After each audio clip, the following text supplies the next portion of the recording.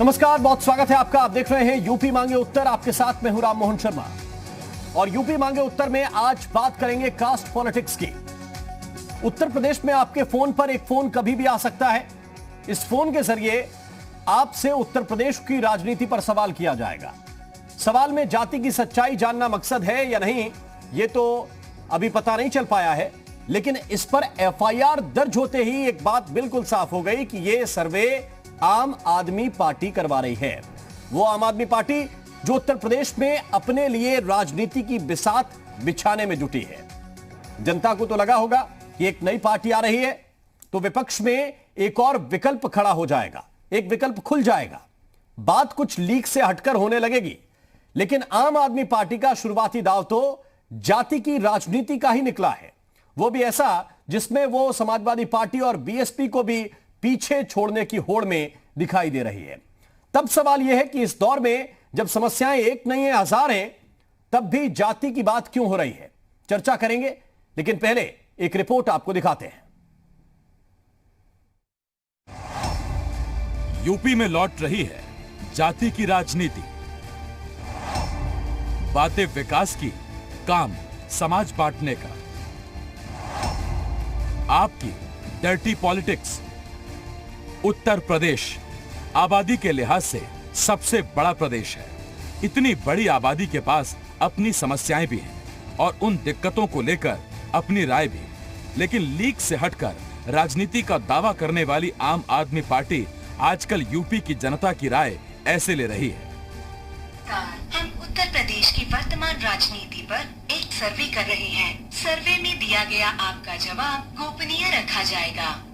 उत्तर प्रदेश के कई लोग अब कहने लगे हैं कि जैसे अखिलेश यादव ने केवल यादव समाज के लिए काम किया, मायावती ने केवल जाटव समाज के लिए काम किया, वैसे ही योगी जी केवल और केवल ठाकुर समाज के लिए काम कर रही हैं।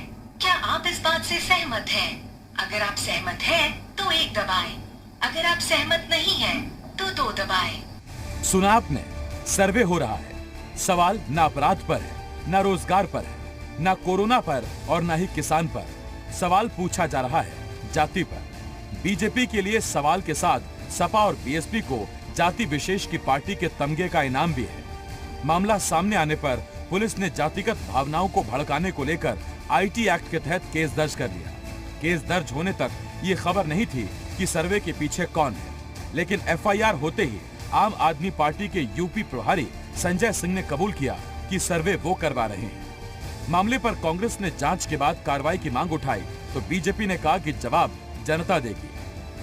कांग्रेस पार्टी का मानना है कि इस प्रकार का अगर सर्वे सरकार के द्वारा नहीं कराया जा रहा है, ऐसी सरकार की कोई मंशा नहीं है, तो इसकी जांच कराई जानी चाहिए। और अगर कोई पॉलिटिकल पार्टी इस मामले में कोई षड्यंत्र कर रही है तो उसका भी पर्दाफाश होना चाहिए। प्रदेश की जनता निश्चित रूप से विकास की नीति को चुनने वाली है, जाति और धर्म की राजनीति को ठोकर मारने वाली है। इसलिए जो इस प्रकार की राजनीति कर रहे हैं, समय आने पे जनता ही उनको जवाब देगी।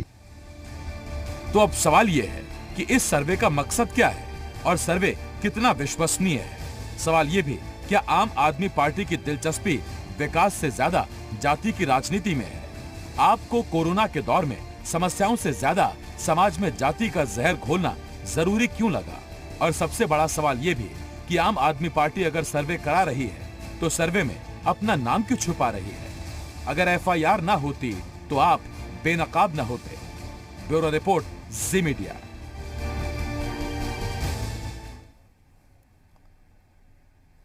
और कुछ खास मेहमान इस वक्त हमारे साथ जुड़े हुए हैं। हम चर्चा की शुरुआत करते हैं। पहले मेहमानों का परिचय आपसे करा दें। अनिला सिंह जी हमारे साथ हैं, प्रवक्ता हैं भारतीय जनता पार्टी की। बहुत बहुत स्वागत अनिला जी आपका। इस वक्त हमारे साथ वीरेंद्र कपूर जी जुड़े हुए हैं, कांग्रेस पार्टी के नेता। के उपाध्याय जी इस वक्त हमारे साथ मौजूद हैं, राजनीतिक विश्लेषक हैं। बहुत बहुत स्वागत आपका के कपूर साहब। और मैं अनिला सिंह जी आपके पास सबसे पहले आना चाहता हूं।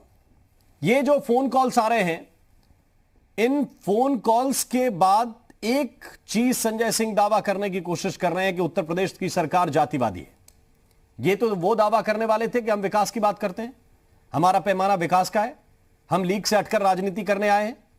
और पहला दाव ही जाति का। आप क्या कहेंगे इस पे? देखिए, ऐसा है राम मोहन जी, आम आदमी पार्टी को ये समझ लेना चाहिए कि जिनसे वो सबक ले रहे हैं, सबक लेने वाले क्षेत्रीय राजनीतिक दल कौन है? समाजवादी पार्टी और बीएसपी। इन लोगों ने हमेशा जातिगत या फिर धर्म के आधार पर राजनीति करी है। पिछली बार चुनाव पे भी क्या जोड़ा गया था कि इतने यादव वोट, इतने दलित वोट और इतने मुस्लिम वोट मिला के हो जाते हैं 47% और हम सरकार बना लेंगे। और उत्तर प्रदेश की जनता ने क्या नतीजा दिया? क्लियर मेजॉरिटी दे दी भारतीय जनता पार्टी की। भारतीय जनता पार्टी किसी एक विशेष जाति की राजनीति नहीं करती, ना ही किसी धर्म के आधार पर राजनीति करते हैं। ये और हैट्रिक करके दिखा दिया है। हमने 2014 में उत्तर प्रदेश में दिखा दिया था, 2017 में उत्तर प्रदेश में दिखा दिया था और 2019 में हमने दिखा दिया था कि किस प्रकार से आप जाति और धर्म से ऊपर होकर भी राजनीति कर सकते हैं। देखिए, अब ये ओल्ड टाइम पॉलिटिक्स है। जब आप ये कि भाई देखो, मैं इस जाति का नेता हूँ तो मेरा तो बस मॉरल राइट हो गया है, अगर आप यादव हैं तो आपको समाजवादी पार्टी को ही वोट देना पड़ेगा, अगर आप जाटव हैं तो आपको मायावती की बीएसपी को ही वोट देना पड़ेगा। उत्तर प्रदेश की जनता अब इस चीज के साथ नहीं है।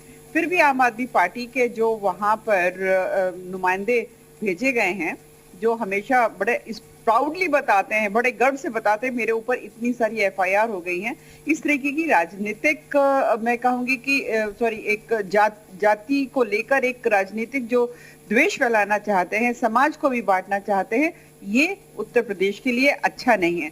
आपको राजनीति करनी है तो आप बात करिए ना, हमसे हमसे पूछिए।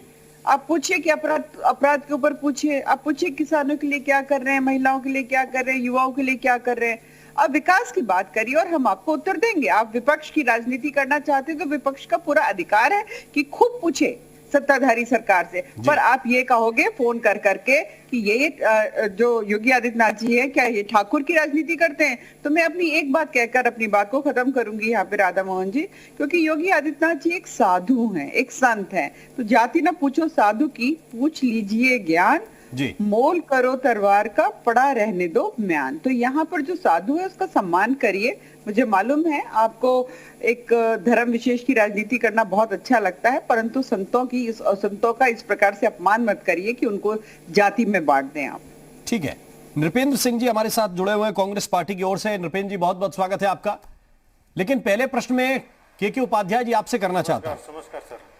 जो मूव है संजय सिंह पिछले कई दिनों से, और इसी बात को लेकर वो पहले अपनी बात कह रहे थे, उनकी बात को बहुत तवज्जो नहीं मिली, तो एक सर्वे आया, और सर्वे में क्या ये हिम्मत नहीं हो सकती थी जैसे दिल्ली में होता है कि नमस्कार मैं अरविंद केजरीवाल बोल रहा हूं?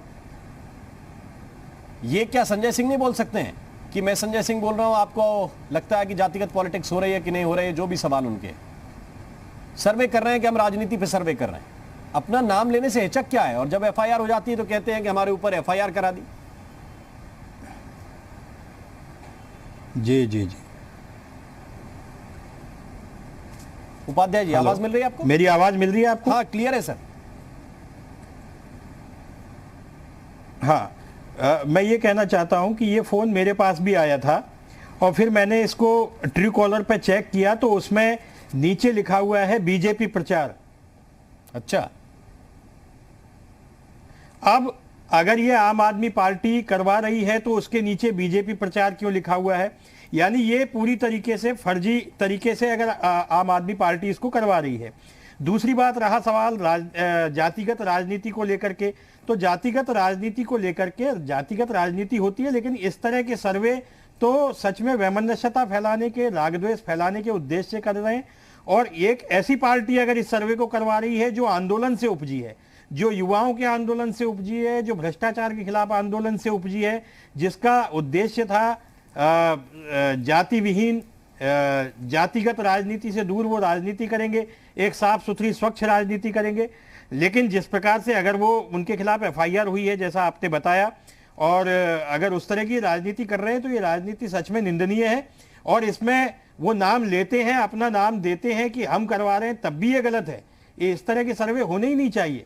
ठीक है, जातिगत आधार पे इस देश से जातिगत आधार पे चुनाव होते हैं, जातिगत आधार पे प्रत्याशियों को टिकट भी दिए जाते हैं, लेकिन इस तरह से सर्वे करना और उस सर्वे में केवल एक सवाल पूछना, और वो सवाल जिस तरीके से पूछा जाता है वो सच में बेहद अशोभनीय है, बहुत निंदनीय है और भड़काऊ है।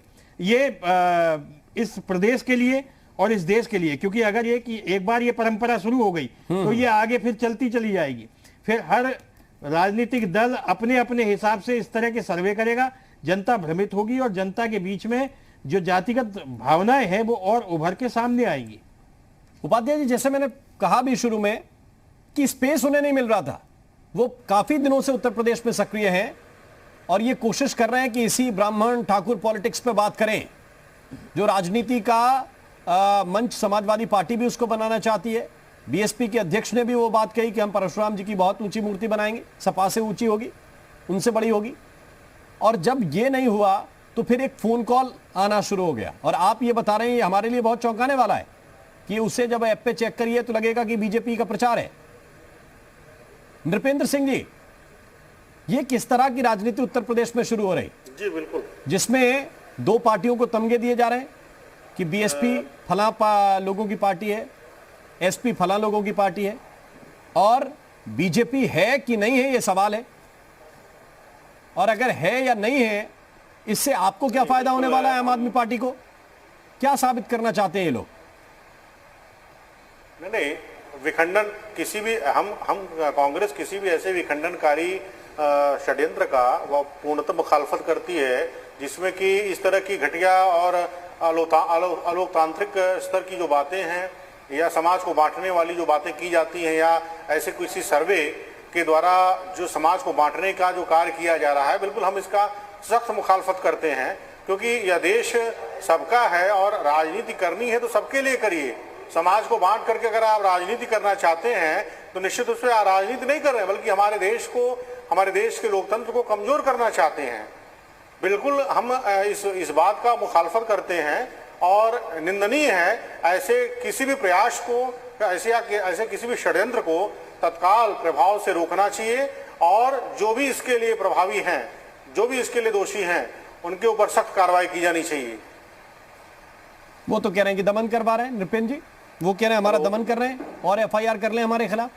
नहीं, बिल्कुल नहीं, किस दमन की बात ही नहीं है। देखिए भरत जी, मैं कहना चाहता हूं जिम्मेदारी के साथ कि उत्तर प्रदेश एक देश का एक बड़ा राज्य है, एक बड़ी आबादी वाला राज्य है, और अगर यहाँ पर कानून व्यवस्था की स्तर की बात अगर कही जाए, जैसा कि हमारी अभी बीजेपी की बहन अनामिका जी ने कहा, उनके द्वारा जो भी बातें कहेंगी, मैं किसी भी स्तर पर, किसी भी पॉइंट पर मैं उनसे सहमत नहीं हूं, क्योंकि जितनी बातें उन्होंने कही हैं योगी जी और योगी जी की सरकार के बारे में, वह एकदम पूर्णतः वह सारी बातें जो है वह अगर हकीकत में देखी जाए तो निष्फल है। आज सरकार जैसी कोई चीज ही उत्तर प्रदेश में नहीं है। आए दिन हत्या, बलात्कार, लूट, अपहरण और दिन पर दिन जो हत्याएं हो रही हैं, आपके सामने सारी चीजें हैं। अभी गोरखपुर की जो घटना आपके इसमें आया है, वो सारी चीजें दर्शाती हैं कि आज उत्तर प्रदेश की स्थिति तो वैसे ही बदतर हो चुकी है। और माननीय योगी आदित्यनाथ जी, जिनका जो वास्तविक नाम अजय सिंह बिष्ट है, उन्होंने तो पूरे इस ठाकुर तंत्र को, जो कि उस उत्तर प्रदेश में जिस तरीके से एक धर्म विशेष के लोगों की हत्याएं हो रही हैं, मारा जा रहा है, और एक खास वर्ग के लोगों को जिस तरीके से बड़े बड़े ओहदों पर पुरस्कृत किया जा रहा है, तो माननीय योगी आदित्यनाथ जी के नेतृत्व में वह काम पहले से किया जा रहा है। तो ऐसे में किसी और दूसरे के कूदने की जरूरत नहीं है। वो तो ऑलरेडी हमारे भाजपा के राज में, भाजपा के शासन में वो सुचारू रूप से चल रहा है। तो निश्चित रूप से हमारा जो प्रयास है वह यह है कि समाज को बांटने का नहीं होना चाहिए, जोड़ने का होना चाहिए। तो आप भी नंबर 2 का बटन दबा दीजिए ना उस सर्वे में। प्रयास का दिक्कत क्या है नृपेंद्र जी? आप भी उसमें नंबर 2 का बटन दबा दीजिए। आप भी असहमत हैं उससे कि सहमत हैं? एक दबा दीजिए। आप बात तो वही कह रहे हैं जो वो सर्वे में पूछ रहे हैं। बात यह जो बातें असत्य हैं, मिथ्या से परिपूर्ण हैं, या जो अलोकतांत्रिक हैं, या हमारे देश के कानून के खिलाफ हैं, हम उन बातों का समर्थन कैसे कर सकते हैं? बिल्कुल ये इन सारी बातों को योगी आदित्यनाथ अनिला सिंह जी आपको जवाब देना चाहते हैं। ऐसे लोगों के ऊपर सख्त कार्रवाई करें जो कि इस तरह की बातें करते हैं। आपको जवाब देना चाहते हैं, अनिला जी बोल सकते हैं। देखिए, जो नेता कांग्रेस है नृपेंद्र सिंह जी, मैं उनसे ये पूछना चाहती हूँ, आपका क्या उत्तर होगा जब मैं आपसे पूछूंगी, जो जतिन प्रसाद जी हैं वो आप ही के दल के हैं ना, किसी ब्राह्मण समाज किसी मंच के पत्र पे क्या लिख रहे थे कि ब्राह्मणों के खिलाफ यहाँ पर बहुत ज्यादती हो रही। जब विकास दुबे ने जब यहाँ पर पूरा काम किया था, मारा गया एनकाउंटर। बीच में मत बोलिए, देखिए कि जो हत्याएं हो रही हैं लगातार, ब्राह्मणों के खिलाफ जो पूरे प्रदेश में लगातार हत्याएं हो रही हैं, क्या आपकी सरकार क्या माना जाएगा? आंकड़े क्या बोलते हैं? यही दर्शाते हैं आप। एक एक करके आपके पास फिर से आऊंगा, वापस समय दूंगा आपको। आप इन आंकड़ों पर वापस बोल लेना। आपकी सरकार में एक एक करके बोलेंगे तो बात पूरी हो जाएगी। षड्यंत्र किया जा रहा है, ठीक है। हत्याएं की जा रही हैं। आज जो हत्याएं ब्राह्मणों की हो रही हैं, लगातार हो रही हैं। कोई उत्तर नहीं है आपके पास। इस देश में जाति और धर्म के ऊपर राजनीति से कैसे पूरे देश को बांटा जाए और चुनाव जीते जाए, किसने सिखाया? कांग्रेस पार्टी ने सिखाया। आज आप पाठ पढ़ा रहे हैं, बता रहे आम आदमी पार्टी जो है वो बिल्कुल गलत कर रही है। आपके नेता क्या कर रहे हैं उत्तर प्रदेश में? यही काम कर रहे हैं ना, डूबी हुई पार्टी बात यहाँ पे बना रहे हैं, कह रहे हैं कि कोई सरकार नहीं है। कोई सरकार नहीं, कौन सी बात कर रहे हैं आप? सबसे बड़ी आबादी वाला प्रदेश, एक ब्राजील जैसे देश की आबादी वाला प्रदेश। आप देख रहे हैं कोरोना में भी कितना अच्छा काम हो रहा है। प्रवासी मजदूर आए हैं, उन सबको भी काम दिया जा रहा है। पहला प्रदेश ऐसा हुआ है जिसने स्किल्ड लेबर की पूरी एक ट्रैजेक्टरी तैयार करी है। पहला प्रदेश ऐसा हुआ है जिसने लेबर लॉज में बहुत लैक्सिटी करी है, जिससे कि बाहर की कंपनी आए यहाँ पर निवेश करें, यहाँ पे सेटअप लगाए। बात करते हैं आप, आपके यहाँ पे क्या हो रहा है? हाँ, इतना हल्ला मचाया था कि जेईई और नीट की परीक्षाएं मत करो, स्टूडेंट्स नहीं चाहते। कितनी अच्छी परीक्षाएं हो गई। आप लोगों को केवल और केवल डिवीजन वाली और केवल भड़काऊ राजनीति करना आता है। आम आदमी पार्टी आप जैसे राजनीतिक दलों को देखकर ही आगे बढ़ रही है। उत्तर प्रदेश में मुंह के बल गिरेगी। ठीक, एक छोटा सा ब्रेक हमें लेना है, फिर उपाध्याय जी के पास चलेंगे। नृपेंद्र जी आपके पास लौट के आ रहा हूं, आपको पूरा मैं वक्त दूंगा। और आज सवाल यही है कि क्या जाति की पॉलिटिक्स ही उत्तर प्रदेश में सियासी बिसात बिछाने के लिए ठीक ठाक सभी लोगों को लगती है? आम आदमी पार्टी का जो सर्वे हुआ है, उस सर्वे को लेकर जनता क्या सोच रही है? कुछ शहरों से, कुछ जिलों से लोगों की प्रतिक्रियाएं आई हैं, वो आपको पहले सुनाते हैं, फिर चर्चा की तरफ मुड़ेंगे। जातिवाद पे वो राजनीति करते और यही राजनीति करते 1947 में मोहम्मद अली जिन्ना ने किया था, जिसकी वजह से आज पाकिस्तान है। और यही राजनीति के कारण आज वो दिल्ली को भी पाकिस्तान जैसा बनाना चाह रहे हैं। शायद मैं उनसे ये पूछना चाहता हूँ कि ब्राह्मण में क्या नीला खून बहता है और हरिजनों में लाल खून बहता है? क्या डीएनए दोनों का अलग है? मेरे कहने का मतलब ये, आप क्यों किसी की छाती पे चढ़ना चाहते हैं भाई साहब? आप छाती पे चढ़ने वाले कौन होते हैं? और जातिगत आपका असल मुद्दा होना चाहिए रोजगार, आपका असल मुद्दा होना चाहिए शैक्षणिक व्यवस्थाएं, आपकी मुद्दा होना चाहिए सुचारू रूप से चलने वाली दुकानें। आपका मुद्दा कोई है ही नहीं। वर्तमान समय में जो सिद्धांत लोग बोलते हैं ठीक उसका उल्टा करते हैं। जिस तरह से ये जातिगत सर्वे करा रहे हैं, मुझे लगता है कि सारा इनका समाज सेवा और देश के विकास का और उसके साथ साथ शैक्षिक विकास का, बेरोजगारी का सारा मुद्दा इनके पास नहीं है। अरविंद केजरीवाल अब जिस हिसाब से जाति समीकरण करा रहे हैं, इस हिसाब से उनको ये अशोभनीय है, क्योंकि उन्होंने यहाँ से भी चुनाव लड़ा था और दिल्ली में जिस हिसाब से वो राजनीति कर रहे हैं, जिस हिसाब से जातिवाद की राजनीति वो कर रहे हैं, मुझे तो लगता है कि ये कार्य उनके लिए बड़ा अशोभनीय है। इस तरीके का जो सर्वे आम आदमी पार्टी करा रही है और ये जाति से जाति को लड़ाना, इससे ये सब चीज़ें आगे आएंगी और ये सब उचित नहीं है। उत्तर प्रदेश की जनता सब कुछ समझ चुकी है और आपको पूर्व के चुनाव में भी पब्लिक ने इनको आईना दिखा दिया है कि यहाँ जातिवाद की राजनीति नहीं चलेगी और यहाँ वही चलेगा जो जनता के हित का होगा।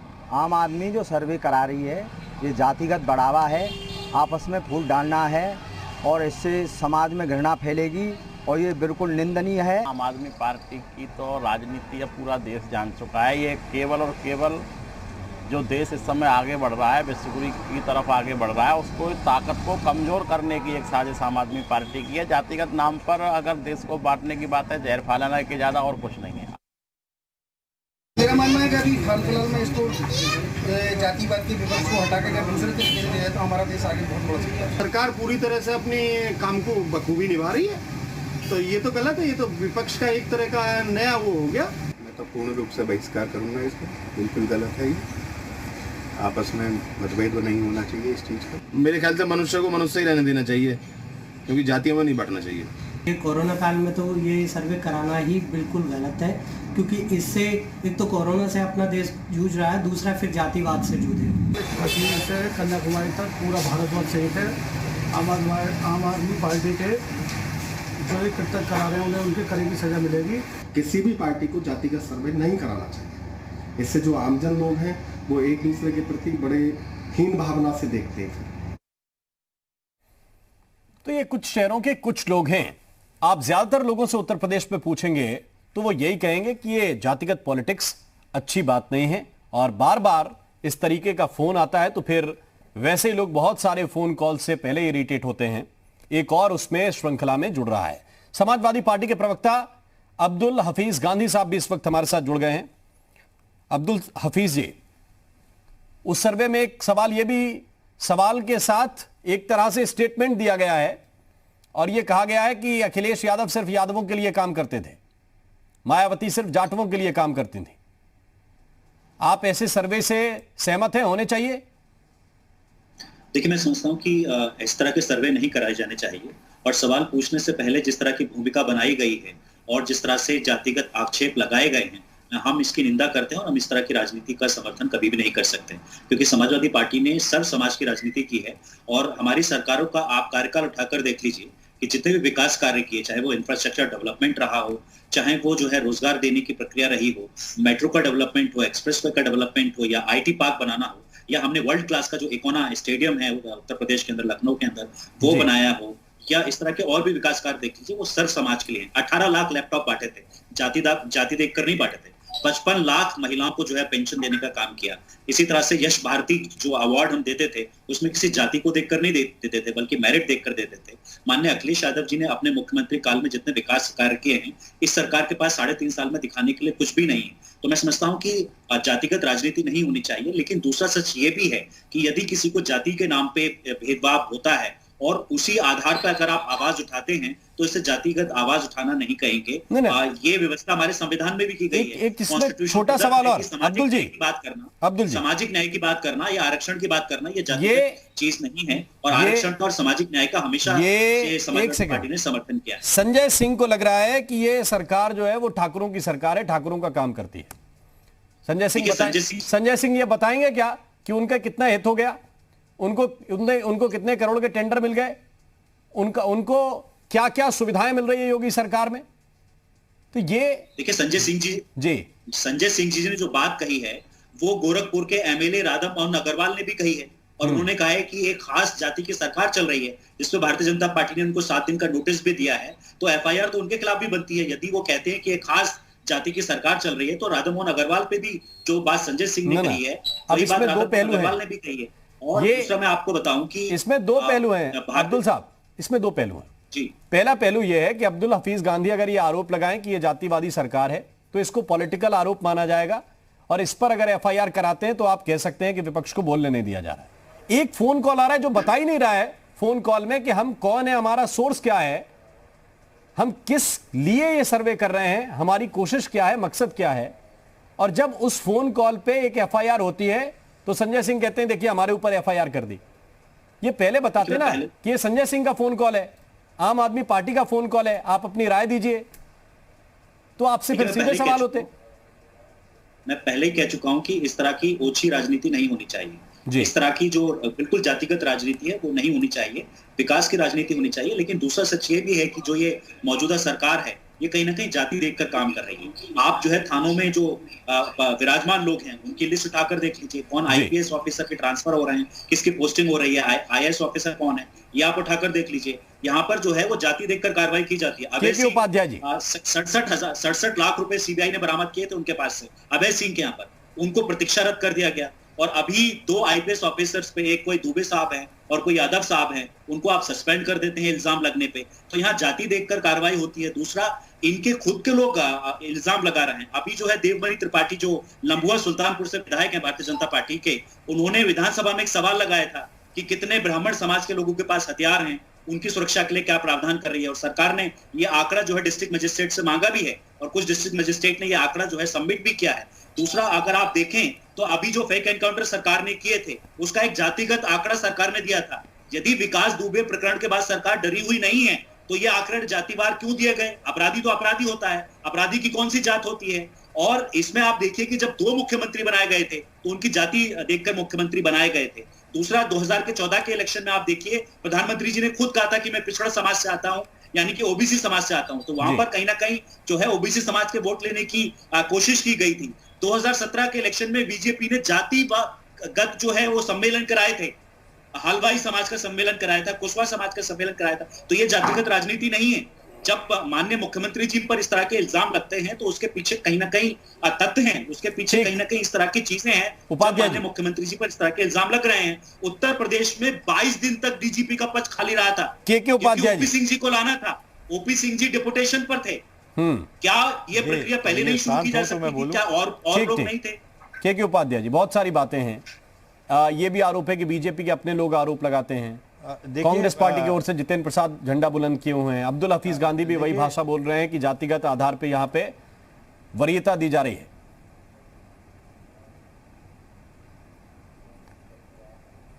हेलो उपाध्याय जी, बोल सकते हैं? आवाज आ रही है मेरी? जी जी आ रही है। हेलो, हाँ, मैं ये कहना चाह रहा हूं कि अफसोसजनक पहलू इस पूरे इसका ये है जो यूपी में जातिगत पॉलिटिक्स शुरू हुई है। सबसे अफसोस, राजनीति से जाति कभी खत्म नहीं हो सकती है, एक कड़वा सच है। लेकिन इसकी राजनीति जो शुरू हुई है ये विकास दुबे की हत्या के बाद शुरू हुई है। आप देखिए, एक दुर्दांत अपराधी जो है एनकाउंटर में मारा गया, उसके बाद में अचानक राजनेताओं के बयान आना शुरू हुए। किसी ने कहा परशुराम की प्रतिमा लगनी चाहिए, तो मायावती भी इसमें बीच में कूद पड़ी, समाजवादी पार्टी भी इसमें आ गई, और उन अपराधियों के एनकाउंटर पे ये जो है उसके बाद ये राजनीति शुरू हुई है। तो सबसे अफसोसजनक पहलू अगर इसका ये कहा जाए कि ये जो राजनीति की शुरुआत है, अगर मान लीजिए जैसा अब्दुल साहब कह रहे थे नियुक्तियों को लेकर के ये बात होती या पोस्टिंग को लेकर के ये बात होती, तो ये बात समझ में आती कि चलिए ठीक है, इनको लेकर के आपने मुद्दा उठाया है। लेकिन आप एक जाति वर्ग को केवल इसलिए भड़का रहे हैं कि ये एनकाउंटर हुए और एनकाउंटर में अपराधी मारे गए, इत्तेफाक से वो ब्राह्मण थे, हालांकि कुछ और जातियों के भी मारे गए, लेकिन उन अपराधियों के मारे जाने पर इस राजनीति की शुरुआत हुई है और ये बहुत खराब है। जहां तक उन्होंने कहा कि ये ठाकुरों की नियुक्ति की जा रही है थाने में, तो माफ कीजिएगा, समाजवादी पार्टी के टाइम में आप थानेदारों की नियुक्तियां देख लीजिए, अधिकारियों की नियुक्तियों को देख लीजिए, बीएसपी के टाइम में किस तरह से नियुक्तियां होती थी।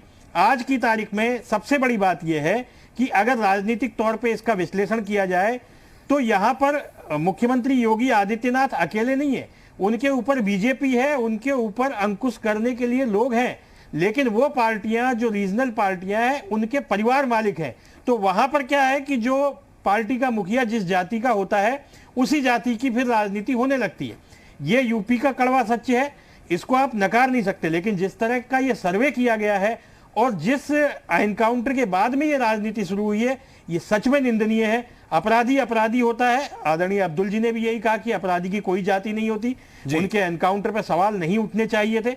लेकिन अगर अपराधियों के मारने पर ब्राह्मण और ठाकुरों की राजनीति होगी तो मुझे लगता है कि इससे शर्मनाक कुछ नहीं है। और जिस प्रकार से आम आदमी पार्टी ने सर्वे किया है, और उस सर्वे में कोई नाम नहीं है कि ये कौन सी पार्टी सर्वे कर रही है, इसमें सवाल सिर्फ एक ही सवाल पूछा जा रहा है, कुछ समझ में नहीं आता। और जैसा मैंने पहले भी बताया था, ट्रू कॉलर पे आप सर्च करेंगे तो उसमें नीचे लिखा आएगा भाजपा प्रचार, यानी ये बहुत ही षड्यंत्र के तरीके से इस तरह का ये घिनौना खेल जो है वो खेला जा रहा है, ये नहीं होना चाहिए। बाकी तो देखिए, राजनीति बगैर जाति के चल ही नहीं सकती, ये इस सच्चाई को स्वीकार करना पड़ेगा। इस सच्चाई को स्वीकार कर लिया है ना आम आदमी पार्टी ने। वो तो राजनीति बदलने के लिए राजनीति में आए थे और उन्होंने स्वीकार कर लिया। उनका पहला स्टेप उत्तर प्रदेश में चुनाव में मूड में जाने में, चुनाव के मूड में आने में है, और वो एक फोन कॉल के जरिए जाति पूछ रहे हैं कि जाति आधारित राजनीति उत्तर प्रदेश में हो रही है, सपोर्ट कर रही है सरकार की, नहीं कर रही। दो और पार्टियां, उनका नाम बताते हैं कि ये भी करती थी, जाति विशेष का नाम लेकर। अनिला सिंह जी, हाँ, लेकिन वो बिल्कुल फोन कॉल में पूछ रहे हैं तो फोन कॉल में अपना नाम बताना चाहिए ना उनको। फोन कॉल में ये बताएं कि हम आम आदमी पार्टी की तरफ से बोल रहे हैं, ये आम आदमी पार्टी का सर्वे है, इस तरीके से उत्तर प्रदेश में हो रहा है, क्या ये सही है? तो ये समझ में आता है कि भाई ठीक है, आम आदमी पार्टी उत्तर प्रदेश में राजनीति करने उतरेगी और वो इस तरह का एजेंडा लेके आई है। ठीक है अनिला सिंह जी, एक एजेंडे पे आने के लिए आपको फोन कॉल करवाने पड़ रहे हैं बिना नाम लिए। जी ने कहा और राममोहन जी आपने भी कहा है कि ये जो सर्वे करवा रहे हैं, इन्होंने स्पष्ट रूप से क्यों नहीं कहा कि संजय सिंह के द्वारा ये सर्वे किया जा रहा है, आम आदमी पार्टी जानना चाहती है, ये बोलना चाहिए था। ये सर्वे होता है और फिर संजय सिंह एकदम से निकल कर आते हैं, देखो मैं आम आदमी पार्टी का कार्यकर्ता हूँ और मैं ये सर्वे करवा रहा हूँ। हाँ, और अगर मुख्यमंत्री जी असेंबली में नमूना बोलते हैं तो वो उछलकर फिर सामने से आ जाते हैं, मैं संजय सिंह हूँ, मैं आम आदमी पार्टी का कार्यकर्ता हूँ, मैं सांसद भी हूँ और उत्तर प्रदेश के मुख्यमंत्री मुझे नमूना कह रहे हैं। ये क्या है? ये जैसे मशरूम एकदम से निकलता है ना, उसी प्रकार से ये संजय सिंह अचानक कुछ भी करेंगे और फिर निकल कर आएंगे, देखो देखो देखो मेरे ऊपर FIR किया है और मैंने ये हरकत की है। सारी हरकतें इनकी उल्टी हैं। दूसरी बात यह है कि अभी मैं समाजवादी पार्टी के प्रवक्ता बंधु को सुन रही थी और बहुत लंबी चौड़ी बातें ये कर रहे थे। इन्होंने सबसे पहले तो बखान गए अपनी पॉलिटिकल पार्टी समाजवादी पार्टी के। तो मैं इनसे पूछना चाहूंगी कि जब आप जाति पे, धर्म पे, इन सब पे राजनीति नहीं करना चाहते हैं तो आपने ये बताइए मायावती जी के साथ क्यों गठबंधन में आए थे? हाँ, क्यों आए थे? हमें मालूम नहीं है। आप कांग्रेस के साथ क्यों गठबंधन में आए थे? हमें मालूम नहीं है। आप RLD के साथ क्यों गठबंधन में आए थे? हमें मालूम नहीं है। देखिए, ऐसा है कि यहाँ पर बैठकर आप सोचोगे कि उत्तर प्रदेश की जनता मूर्ख है, आप यहाँ पर जो बखान करोगे वो मान जाएगी, तो आप गलतफहमी में है और इसी गलतफहमी की वजह से 3 बार आप लोगों को चित किया गया है। तो दूसरी बात मैं यहाँ पर कहती हूँ कि ये चाहे वो आम आदमी पार्टी है, सपा है, बसपा है, कांग्रेस है, ब्राह्मण ब्राह्मण ब्राह्मण कह रहे हैं, तो ये इनसे पूछना चाहती हूँ कि ठाकुर ब्राह्मणों के अलावा इस उत्तर प्रदेश में और जातियां नहीं है? क्योंकि उपाध्याय जी ने बिल्कुल ठीक बात की कि ये कड़वी सच्चाई है कि भारतवर्ष में जाति के बगैर राजनीति नहीं होती। हाँ, है, कड़वी सच्चाई है ये। तो मैं पूछना चाहती हूँ इन सब राजनीतिक दलों से कि कोई इतनी बड़ी प्रतिमा बनाएगा, कोई कुछ करेगा, कि ये बता दो भाई साहब कि ब्राह्मण और ठाकुरों के अलावा और जातियां नहीं है यहाँ पर? पता है, अंदाजा है कि कितनी OBC रहते हैं, कितनी शेड्यूल कास्ट रहते हैं यहाँ पर, वैश्य कितने? तो ये मुझे व्यक्तिगत रूप से बहुत खराब लग रहा है कि उत्तर प्रदेश में केवल ठाकुर और ब्राह्मण की राजनीति पे ये लोग उतर आए हैं। भाई साहब, कुछ बाकी लोगों के बारे में भी सोच लो, उनकी भी बातें कर लो। भारतीय जनता पार्टी यही करती है। मोस्ट बैकवर्ड कास्ट हो, चाहे वो शेड्यूल कास्ट हो, आपकी जिम्मेदारी बनती है, ये आपकी जिम्मेदारी बनती है कि आप सब समाज को लेकर के चलें। निभा रहे हैं, तभी तो 3 बार और तीन बार जो आप लोग हारे हैं, जिम्मेवारी हम अच्छी निभा रही हैं। हारे हैं जनाब, केवल भाषण से नहीं होता है। केवल भाषणों से नहीं होता है कि हम निभाते हैं।